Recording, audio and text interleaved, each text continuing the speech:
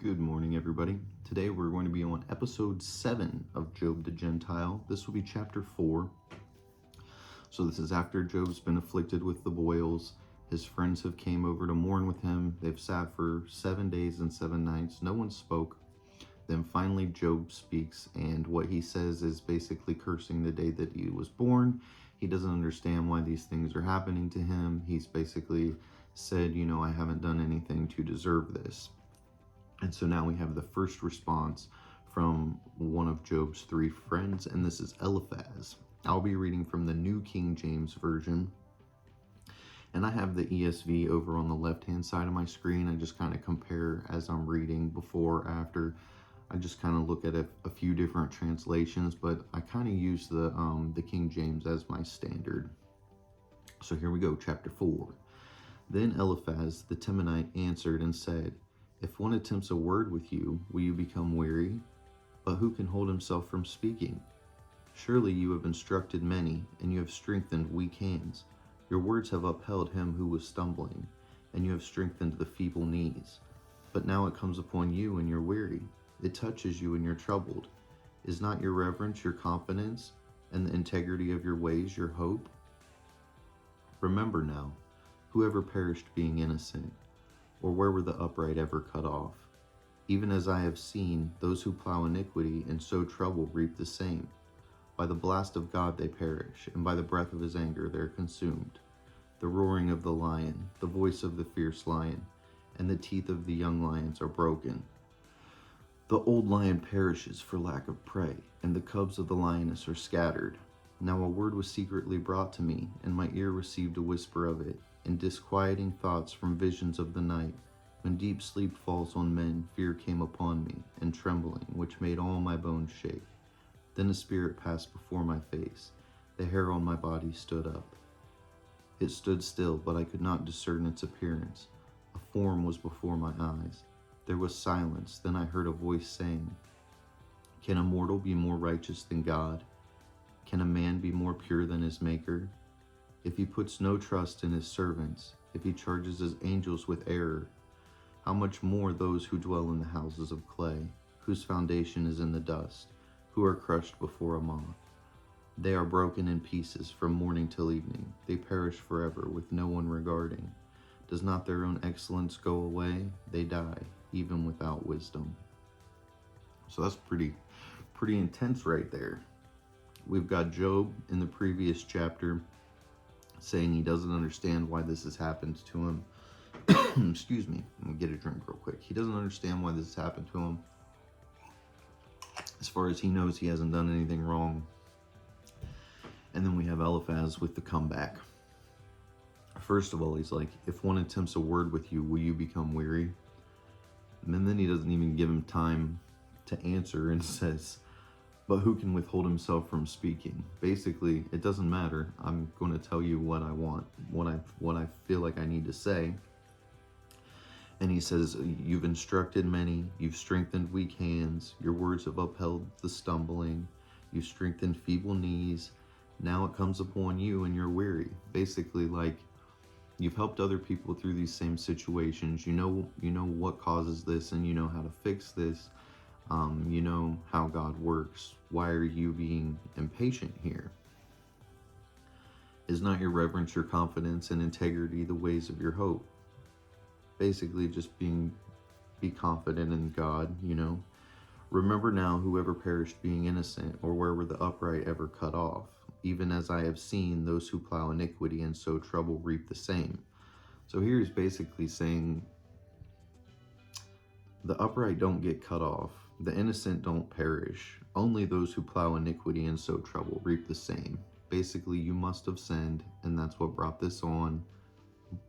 Just admit it, and then you can get on with, getting past this. God can forgive you. God can lift you up. But you have to acknowledge what you've done. And he goes on to say that a word was brought to him in the night. It scared him, made all his bones shake. The spirit passed before his face. He couldn't discern his appearance. And he heard a voice saying, "Can a mortal be more righteous than God? Can a man be more pure than his Maker?" If he puts no trust in his servants, if he charges his angels with error, how much more those who dwell in houses of clay? No, a mortal cannot be more righteous than God, and a man cannot be more pure than his Maker. Those are blasphemous sayings here. So then we go on to chapter 5. Call out now, is there anyone who will answer you? And to which of the holy ones will you turn? For wrath kills a foolish man, and envy slays a simple one. I have seen the foolish taking root, but suddenly I cursed his dwelling place. His sons are far from safety, they are crushed in the gate, and there is no deliverer. Because the hungry eat up his harvest, taking it even from the thorns, and a snare snatches their substance, for affliction does not come from the dust, nor does trouble spring from the ground. Yet man is born to trouble, as the sparks fly upward. But as for me, I would seek God, and to God I would commit my cause, who does great things and unsearchable marvelous things without number. He gives rain on the earth and sends waters on the fields. He sets on high those who are lowly, and those who mourn are lifted to safety. He frustrates the devices of the crafty, so that their hands cannot carry out their plans. He catches the wise in their own craftiness, and the counsel of the cunning comes quickly upon them. They meet with darkness in the daytime, and grope at noontime as in the night. But he saves the needy from the sword, from the mouth of the mighty, and from their hand. So the poor have hope, and injustice shuts her mouth. Behold, happy is the man whom God corrects. Therefore, do not despise the chastening of the Almighty. For he bruises, but he binds up. He wounds, but his hands make whole. He shall deliver you in 6 troubles, yes, in 7. No evil shall touch you. In famine he shall redeem you from death, and in war from the power of the sword. You shall be hidden from the scourge of the tongue, and you shall not be afraid of destruction when it comes. You shall laugh at destruction and famine, and you shall not be afraid of the beasts of the earth. For you shall have a covenant with the stones of the field, and the beasts of the field shall be at peace with you. You shall know that your tent is in peace. You shall visit your dwelling and find nothing amiss. You shall also know that your descendants shall be many, and your offspring like the grass of the earth. You shall come to the grave at full age, as a sheaf of grain ripens in its season. Behold, this we have searched out. It is true. Hear it and know for yourself. So he's basically saying to Job, you've done something, but if you repent, then God will save you from all of this. So just a couple examples here of that. He bruises, but he binds up. He wounds, but his hands make whole. He shall deliver you in 6 troubles. Do not despise the chastening of the Almighty. Behold, happy is the man whom God corrects.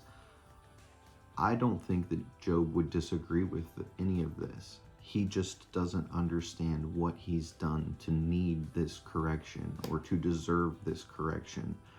According to his friend here, this wouldn't be happening unless he had done something, and he doesn't know what he's done. He doesn't believe that he has done anything. He believes he's righteous in the sight of the Lord and that he has done what he's supposed to do. So what his friend is telling him is a complete contrast to what he knows in his heart and what he's been living. So that was a pretty intense chapter. And next we're going to get back into chapter 6 is going to be Job's response to that. That's going to be in the next video. These videos these next chapters are going to be kind of going back and forth between Job and his friends. They're basically going to be accusing Job of sinning. Job's basically going to be coming back with that he hasn't sinned and that he doesn't understand what's going on. So there's not going to be as much breakdown in these because it's basically just them accusing, saying what they believe God is about, what God would do, and what they believe God wouldn't do, when they have no, real understanding of the way that God works. His ways are not our ways. His ways were not their ways. So they're not correct in the way that they're approaching this situation, even though they're trying to help. I believe they have the best of intentions, but their theology is wrong. Hopefully you guys enjoyed the video. We'll catch you next time. I know these next couple are going to be a little different because there's not so much to break down in them. It's more just going to be kind of reading through what's going on, Job's responses, I feel like will have a lot more meat in them than what his friends are accusing him of. Everybody, thank you for tuning in. Have a blessed day. It was good to see you again. Don't forget to give the video a thumbs up and hit that subscribe button. I'll see you next time.